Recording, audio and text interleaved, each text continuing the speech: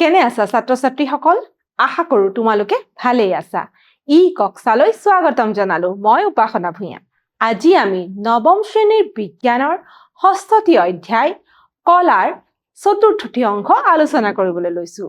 এই অংশটিত আমি বৈশিষ্ট্য আৰু জটিল স্থায়ী কলাৰ বিষয়ে আলোচনা কৰিম ছাত্ৰ-ছাত্ৰীসকল তোমালোকে ইতিমধ্যে ইয়াৰ আগৰ অংশত আন কলাৰ বিষয়ে আলোচনা কৰিছা বা ধাৰণা পাইছা এতিয়া আমি বৈশিষ্ট্যকীয় কলাৰ বিষয়ে আলোচনা কৰিবলৈ যাওঁতে ইয়াৰ ধাৰণাটো ল'বলৈ এটা কাৰ্যকলাপ কৰিব লাগিব এই কাৰ্যকলাপটি কৰিবলৈ আমাক ৰিঅ' পাতৰ প্ৰয়োজন হ'ব ইয়াত দিয়া হৈছে পোনপ্ৰথমতে কাৰ্যকলাপলৈ আহো সজীৱ ৰিঅ' পাত এখন ল'বলৈ কৈছে সজীৱ ৰিঅ' পাত এখন আমি ভাঙি ল'ব লাগিব আৰু ভাঙি পেলাই তাৰ একেবাৰে বাহিৰত থকা অংশটো টানি উলিয়াব লাগিব আৰু তাৰ পৰা আমি কি কৰিব লাগিব যে এখন স্লাইড প্ৰস্তুত কৰি যদি আমি অনুবীক্ষণ যন্ত্ৰৰ সহায়ত নিৰীক্ষণ কৰো আমি কি দেখিবলৈ পাম বা কি দেখা পাম এই ক্ষেত্ৰত যেতিয়া আমি ৰিঅ' পাতখন ভাঙি তাৰ ওপৰৰ অংশটো ল'ম তাৰমানে এইটো হৈছে এই অংশটো হৈছে একেবাৰে বাহিৰা অংশ অৰ্থাৎ ৰিঅ' পাতৰ একেবাৰে বাহিৰা অংশ ইয়াত এটা ছবিৰ সহায়ত এই পাতখিনি দেখুৱাবলৈ চেষ্টা কৰা হৈছে লগতে ইয়াত কোৱা হৈছে যে পৰ্যবেক্ষণ হিচাপে কি পাম যে কোষৰ বাহিৰৰ স্তৰ সেই বাহিৰৰ স্তৰটো আমি দেখিবলৈ পাম আৰু সেই বাহিৰৰ স্তৰটোকে কোৱা হৈছে বৈশিষ্ট্য বুলি এয়া বৈশিষ্ট্য আৰু এতিয়া এই বৈশিষ্ট্য এই বাহিৰৰ স্তৰখন কেনে ধৰণৰ কলাৰে গঠিত বা বৈশিষ্ট্যকীয় কলাৰ বিষয়ে আমি আলোচনা কৰিম ইয়াত ছাত্ৰ-ছাত্ৰীসকল তোমালোকক ৰক্ষিক কোষ আৰু বৈশিষ্ট্যকীয় কোষৰ কথা কৈছে ছাত্ৰ-ছাত্ৰীসকল ইয়াত বৈশিষ্ট্যকীয় কোষ লগতে আন এটা কোষৰ কথা কৈছে সেয়া হৈছে ৰক্ষিক কোষ ছবিৰ সহায়ত তোমালোকে দেখিবলৈ পাইছা যে ইয়াত বৈশিষ্ট্যকীয় কোষৰ কথা আমাক ইয়াত ছবিৰ সহায়ত দেখাইছে লগতে ইয়াত ৰক্ষিক কোষ বুলি এটা কোষৰ নাম পাইছা এইফালে পত্ৰৰন্ধ্ৰ আৰু ৰক্ষিক কোষ তোমালোকে দেখিবলৈ পাইছা এইকেইটা নামৰ কথা আমি এতিয়ালৈকে উল্লেখ কৰা নাই আমি অকল বৈশিষ্ট্যকৰ কথাহে পাতিছো কিন্তু বৈশিষ্ট্যকৰ লগত এই পত্ৰৰন্ধ্ৰ আৰু ৰক্ষিক কোষ কিন্তু সাঙুৰ খাই আছে পৰৱৰ্তী সময়ত তোমালোকে ইয়াৰ অৰ্থটো বুজিবলৈ সক্ষম হ'বা কি কাৰণতনো আমি ইয়াতে এই বৈশিষ্ট্যকীয় কোষৰ লগত ৰক্ষিক কোষ আৰু পত্ৰৰন্ধ্ৰৰ উল্লেখ কৰিছো এতিয়া ছাত্ৰ-ছাত্ৰীসকল ইয়াত আমি এতিয়া এই বৈশিষ্ট্যকৰ কিছুমান বৈশিষ্ট্যৰ কথা জানিম বা তাৰ বিষয়ে বিতংভাৱে আলোচনা কৰিম এতিয়া বৈশিষ্ট্যকীয় কোষখন সাধাৰণতে কি হয়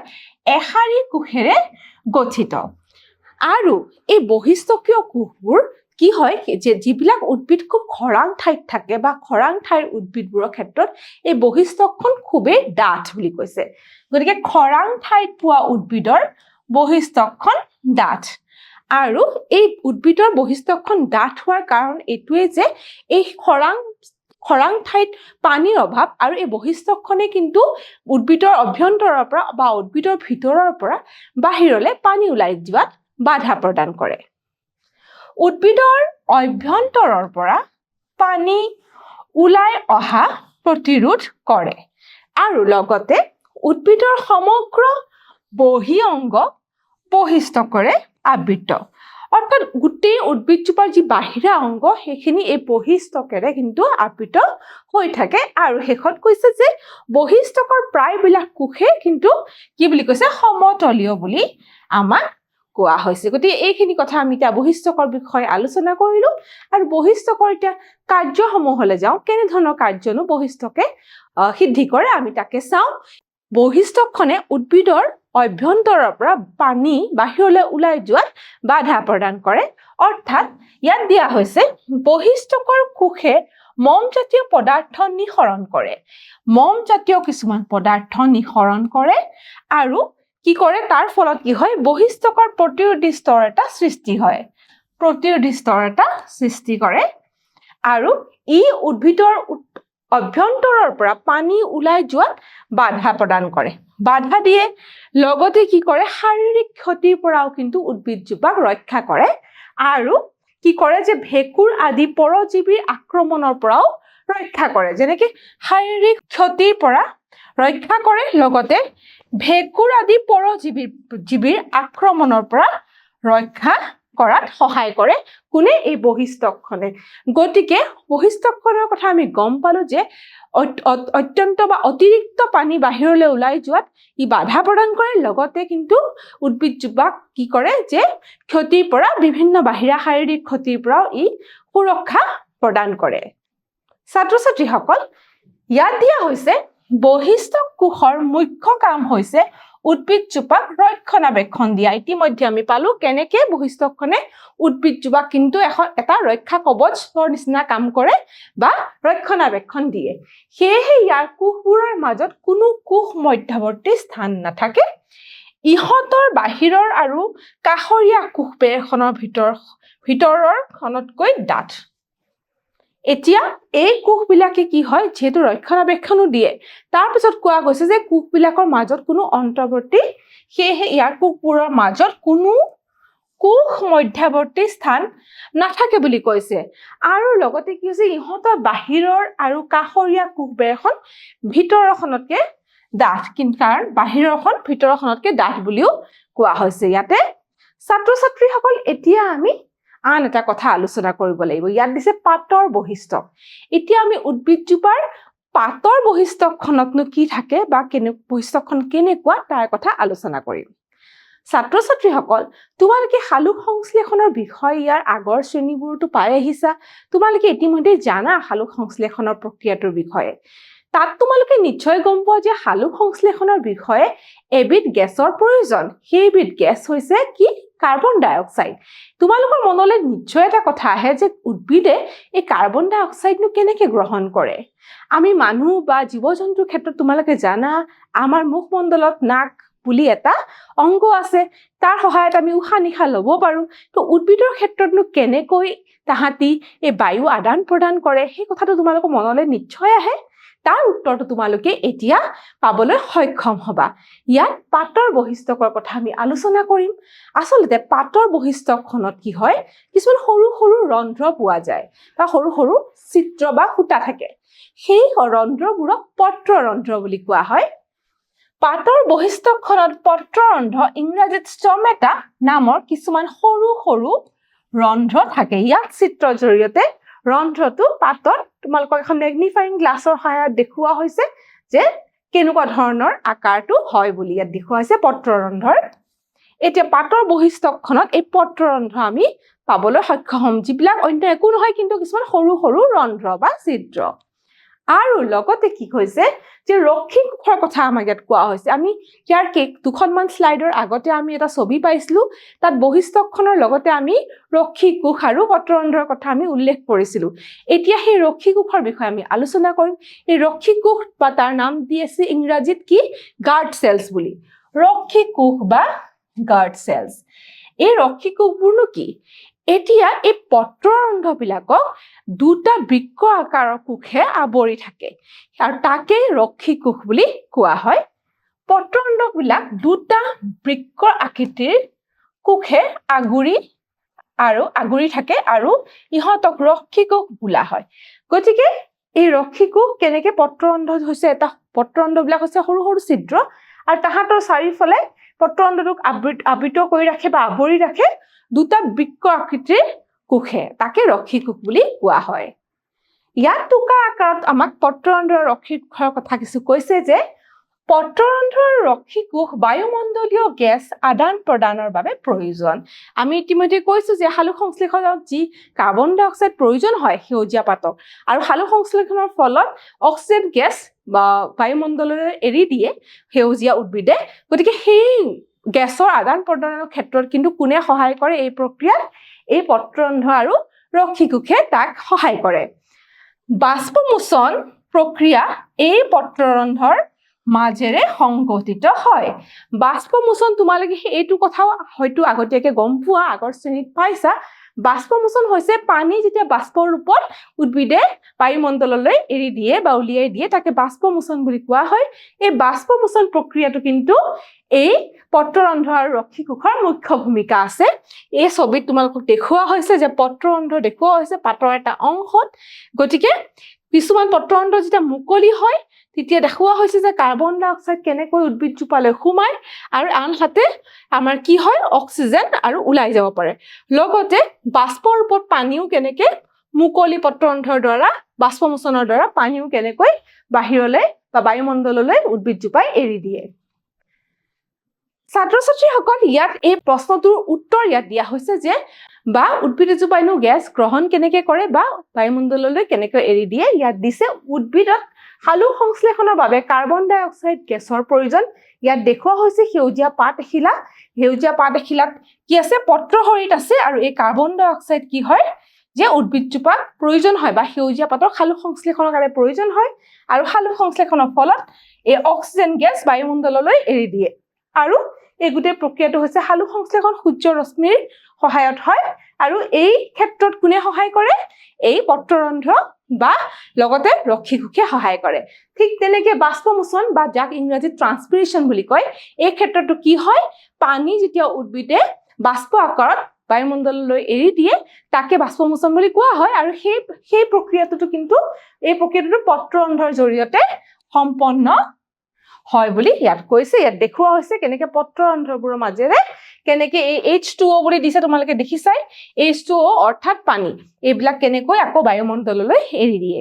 ছাত্ৰ ছাত্ৰীসকল এই বাষ্পমোচন এজোপা উদ্ভিদৰ কাৰণে খুবেই প্ৰয়োজনীয় এইখিনিতে মই তোমালোকক কৈ থওঁ যে এই বাষ্পমোচনৰ দ্বাৰা কি হয় যে উদ্ভিদজোপাৰ তাপ বা উষ্ণতা অধিক বৃদ্ধি পাব নোৱাৰে গতিকে উদ্ভিদজোপাক অলপ ঠাণ্ডা কৰি ৰখাত সহায় কৰে এই বাষ্পমোচনৰ দ্বাৰা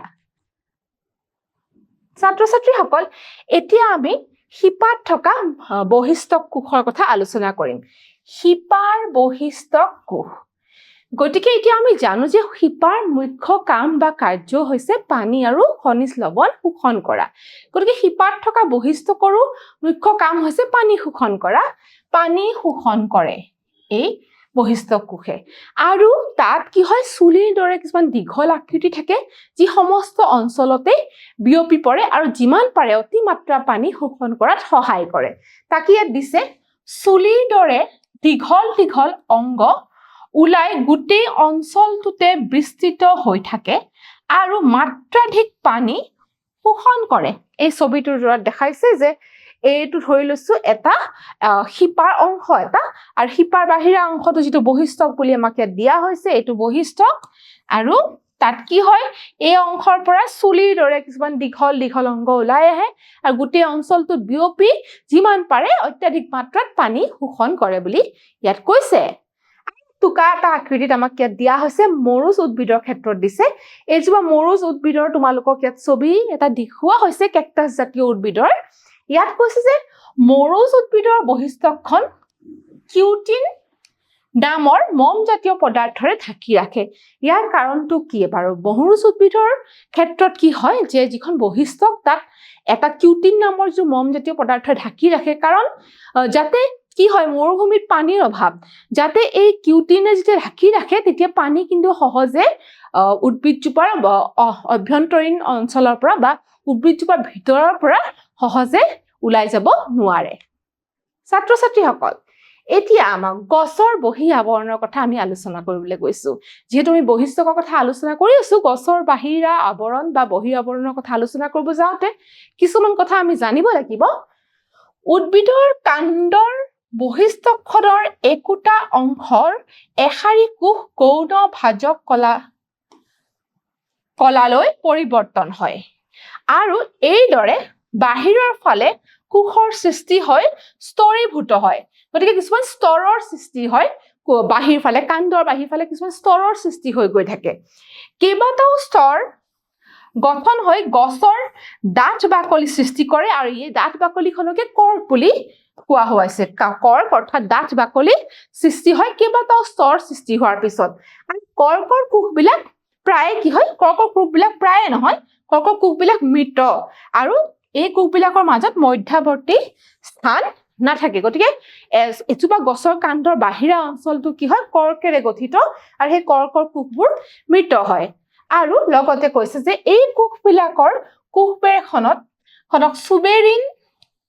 নামৰ এবিধ ৰাসায়নিক পদাৰ্থ জমা হয় কৰ্কৰ এই বাহিৰা অঞ্চলটোতে আৰু সুবেৰিনৰ মাজেৰে গেছ আৰু পানী সৰকি যাব নোৱাৰে তাৰ কাৰণে আচলতে সুবেৰিন নামৰ যি পদাৰ্থ ৰাসায়নিক পদাৰ্থ সেয়া জমা হয় যাতে সহজে গছজোপাৰ অভ্যন্তৰীণ অংশৰ পৰা বা ভিতৰৰ পৰা বাহিৰলৈ সহজে যাতে গেছ আৰু পানী ওলাই যাব নোৱাৰাকৈ এইটো ব্যৱস্থা কৰি লৈছে ছাত্ৰ ছাত্ৰীসকল ইয়াত কৰ্কৰ এটা তোমালোকক ছবি দিয়া হৈছে এইফালে দেখুওৱা হৈছে যে ডাঙৰ গছ এজোপাৰ কাণ্ডৰ যিটো কাণ্ডৰ অংশ বা বহি অংশ সেয়া এনে ধৰণৰ হয় আৰু তাৰ এটা আমাক ইয়াত দেখুওৱা হৈছে কেনে ধৰণে ইয়াক আমি অনুবীক্ষণ যন্ত্ৰৰ সহায়ত চালে কেনে ধৰণে আমি দেখিবলৈ পাম ছাত্ৰ ছাত্ৰীসকল এতিয়া আমি যেতিয়া বহিস্থকৰ কথা আলোচনা কৰিলো ইয়াৰ পিছত আমি জটিল স্থায়ী কলাৰ কথা আমি আলোচনা কৰিব লাগিব জটিল স্থায়ী কলা আন এবিধ আমাৰ উদ্ভিদ কলা তাৰ বিষয়ে আমি আলোচনা কৰিবলৈ যাম ইয়াত কোৱা হৈছে যে জটিল স্থায়ী কলাটো হৈছে কেইবা প্ৰকাৰৰ কোষৰ দ্বাৰা গঠিত ইয়াত কৈছে যে কেইবা প্ৰকাৰৰ কোষেৰে গঠিত এই জটিল স্থায়ী কলা কিন্তু এই কলাবোৰৰ কোষবোৰ কিন্তু একলগ হৈ এটা কাম সম্পন্ন কৰে ইহঁতে কি কৰে একেলগে এটা উমৈহতীয়া কাৰ্য সম্পন্ন কৰে আৰু এই জটিল স্থায়ী কলাৰ কথা ক'বলৈ যাওঁতে আমি উদাহৰণ হিচাপে দিব লাগিব জাইলেম আৰু ফ্লোয়েমৰ কথাটো জাইলেম আৰু ফ্লোয়েম হৈছে জটিল স্থায়ী কলা আৰু এইফালে এটা চিত্ৰ তোমালোকক দেখুওৱা হৈছে ছাত্ৰ ছাত্ৰীসকল এতিয়া আমাক ইয়াত এইখন স্লাইডত তোমালোকক দেখুওৱা হৈছে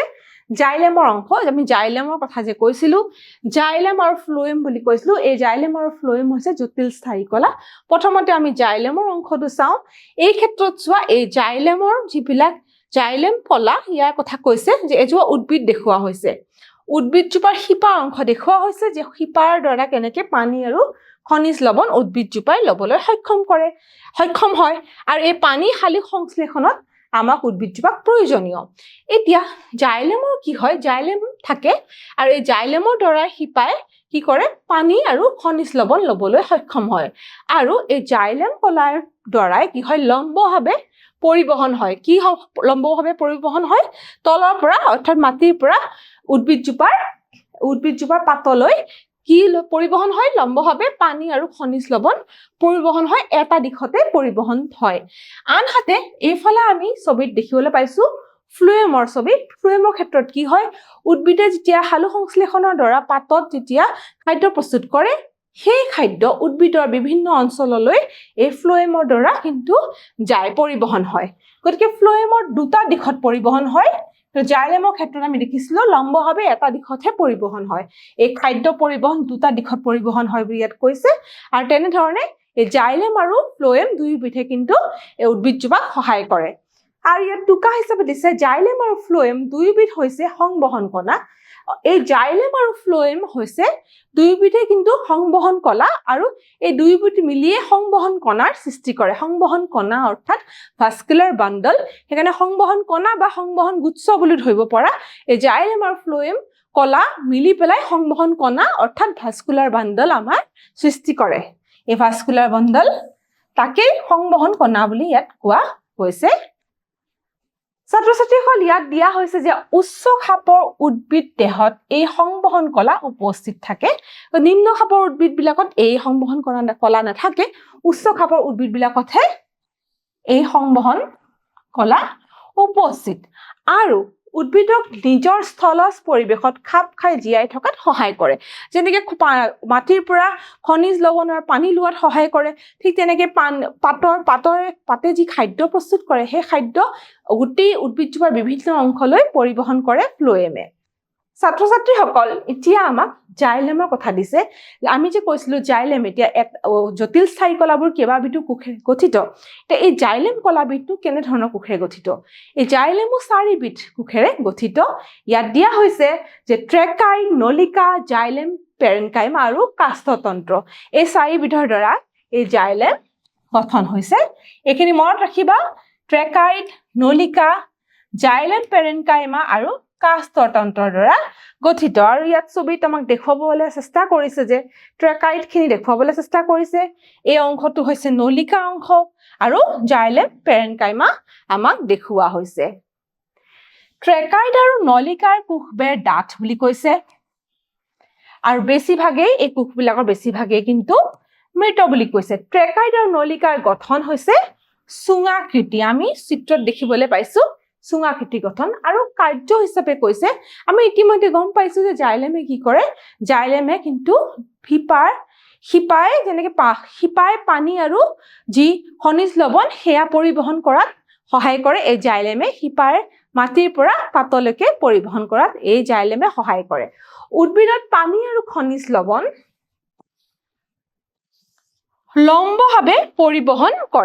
লম্বভাৱে পৰিবহন কৰে আৰু জাইলেম পেৰেনকাইমাই খাদ্য এই জাইলেম পেৰেনকাইমা বিধে কি কৰে খাদ্য মজুত কৰে আৰু কাষ্ঠতন্ত্ৰবিলাকে উদ্ভিদ দেহক দৃঢ়তা দিয়ে গতিকে কাষ্ঠতন্ত্ৰবিলাকে উদ্ভিদ দেহক দৃঢ়তা প্ৰদান কৰে এইখিনি কাৰ্য জাইলেমে সম্পন্ন কৰে ইয়াত আকৌ পুনৰ এবাৰ জাইলেমৰ এটা অংশ দেখুওৱা হৈছে উদ্ভিদজোপাক দেখুওৱা হৈছে হালুক সংশ্লেষণৰ কাৰণে কেনেকৈ পানী প্ৰয়োজন সেই প্ৰয়োজনীয় পানী কিন্তু আমাৰ জাইলেমৰ সহায়ত উদ্ভিদজোপাই পাবলৈ সক্ষম হয় ছাত্ৰ ছাত্ৰীসকল এতিয়া এটা ছবিৰ জৰিয়তে আকৌ আমাক ফ্লোয়েম দেখুওৱা হৈছে ফ্লোয়েমৰ কথা দেখুওৱা হৈছে ফ্লোয়েম ঠিক তেনেধৰণে আকৌ এবিধ জটিল স্থায়ী কলা আমি আকৌ কোৱাৰ দৰে ফ্লোয়েমৰ গঠন হৈছে চালনী ইয়াত চালনী নলিকা ফ্লোয়েম পেৰেনকাইমা সংঘী কোষ আৰু ফ্লোয়েম তন্ত্ৰৰ দ্বাৰা এই ফ্লোয়েম গঠন হৈছে ইয়াত দিছে এয়া চালনী নলিকা সংঘী কোষ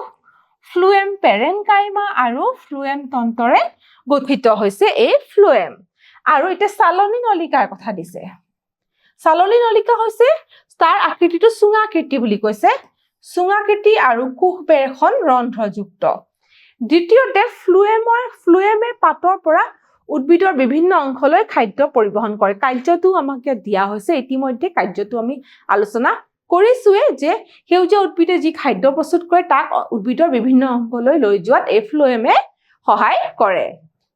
ছাত্ৰ ছাত্ৰীসকল ইয়াত আকৌ ফ্লোয়েমৰ এটা অংশ দেখুওৱা হৈছে আৰু এইটো উদ্ভিদ এইফালে দেখুওৱা হৈছে যাতে হালুক সংশ্লেষণৰ দ্বাৰা যি খাদ্য প্ৰস্তুত হয় সেউজীয়া পাতত সেয়া উদ্ভিদজোপাৰ বিভিন্ন অংগলৈ লৈ যোৱাত এই ফ্লোয়েমৰ দ্বাৰা সংঘটিত হয় বা সম্ভৱ হৈ উঠে টুকা আকৃতিৰ আমাক দিয়া হৈছে ফ্লোয়েম তন্ত্ৰৰ বাদে ফ্লোয়েমৰ বাকীবিলাক কোষ সজীৱ গতিকে ফ্লোয়েম তন্ত্ৰটো তাৰমানে বুজিব লাগিব যে অকল ফ্লোয়েম তন্ত্ৰটো মৃত কোষ বাকী আনখিনি কোষ কিন্তু সজীৱ কোষ ছাত্ৰ ছাত্ৰীসকল আজি আমি আমাৰ এই অংশটোত বৈশিষ্ট্য আৰু জটিল স্থায়ী কলা অৰ্থাৎ জাইলেম আৰু ফ্লোয়েমৰ বিষয়ে আলোচনা কৰিলো এতিয়া কিমান প্ৰশ্ন কৰি চাওঁ আহাচোন প্ৰথম প্ৰশ্নটো কি দিছে সংবহন কণাবোৰ জাইলেম ফ্লোয়েম ক আৰু খ দুয়োটাই এইবোৰৰ কোনোটোৱে নহয় আমি জানো জাইলেম আৰু ফ্লোয়েম কলা একলগ হৈ সংবহন কণা অৰ্থাৎ ভাস্কুলাৰ বান্ডল গঠন কৰে গতিকে শুদ্ধ উত্তৰ গ ইয়াৰ পিছৰ প্ৰশ্নটোলৈ যাওঁ ইয়াত আমাক সুধিছে কোনটো জাইলেমৰ অংশ নহয় বুলি কৈছে ট্ৰেকাইড পত্ৰৰন্ধ্ৰ নলিকা জাইলেম তন্ত্ৰ আমি গম পাওঁ যে পত্ৰৰন্ধ্ৰ কিন্তু জাইলেমৰ অংশ নহয় ইয়াৰ পিছৰ প্ৰশ্নটো চাওঁ আহা ইয়াত সুধিছে তলৰ কোনবোৰ কাৰ্য ফ্লোয়েমৰ মানে কোনবোৰ কাৰ্য ফ্লোয়েমে কৰে ক উদ্ভিদত পানী আৰু খনিজ লৱণৰ লম্ব পৰিবহন পাতৰ পৰা উদ্ভিদৰ সকলো অংশলৈ খাদ্য পৰিবহন কৰা বাষ্পমোচন আৰু তলত দিছে ঘ নম্বৰত দিছে ওপৰৰ সকলোবোৰ ইয়াৰ শুদ্ধ উত্তৰটো আমি গম পাওঁ যে খ অৰ্থাৎ পাতৰ পৰা উদ্ভিদৰ সকলো অংশলৈ খাদ্য পৰিবহন চতুৰ্থ প্ৰশ্নটোলৈ যাওঁ চতুৰ্থ প্ৰশ্নটোত আমাক এটা খালী ঠাই পূৰণ কৰা দিছে ডেশৰ মূল কাম হল পানীৰ ক্ষয় ৰোধ কৰা এতিয়া ডেশৰ মূল কাম মানে এতিয়া আমি আপোনাৰ কিউটিন আমি জানো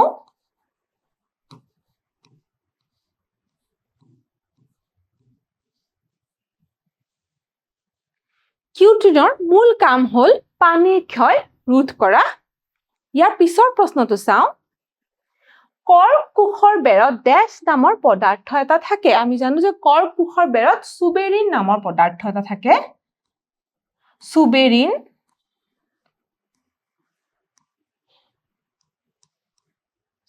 নামৰ পদাৰ্থ এটা থাকে আৰু 6 নম্বৰ প্ৰশ্নটোলৈ যাওঁ ইয়াত আমাক সুধিছে বাষ্পমোচনৰ প্ৰক্ৰিয়াটো পত্ৰৰন্ধ্ৰৰ জৰিয়তে সম্পন্ন হয় হয় এটো আমি পাই আহিছো এটো একেবাৰে শুদ্ধ গতিকে ইয়াৰ পিছৰ প্ৰশ্নটো আমি চাব লাগিব ৰক্ষী কোষে বায়ুমণ্ডলীয় গেছৰ আদান প্ৰদানত সহায় নকৰে আমি জানো যে ৰক্ষী কোষে বায়ুমণ্ডলীয় গেছৰ আদান প্ৰদানত সহায় কৰে গতিকে এইটো প্ৰশ্ন হৈছে উত্তৰটো হ'ব অশুদ্ধ ছাত্ৰ-ছাত্ৰীসকল আজি আমি আমাৰ এই অংশটোত বহিষ্ঠকৰ কথা আলোচনা কৰিলো লগতে জটিল স্থায়ী কলাৰ কথাও আলোচনা কৰিলো আৰু শেষত আমি মূল্যায়নৰ প্ৰশ্ন কিছুমান কৰিলো আজি আমাৰ এই অংশটো ইয়াতে সমাপ্ত হ'ল পৰৱৰ্তী অংশত আমি আন কিছুমান কথা আলোচনা কৰিম আজিলৈ আহো ধন্যবাদ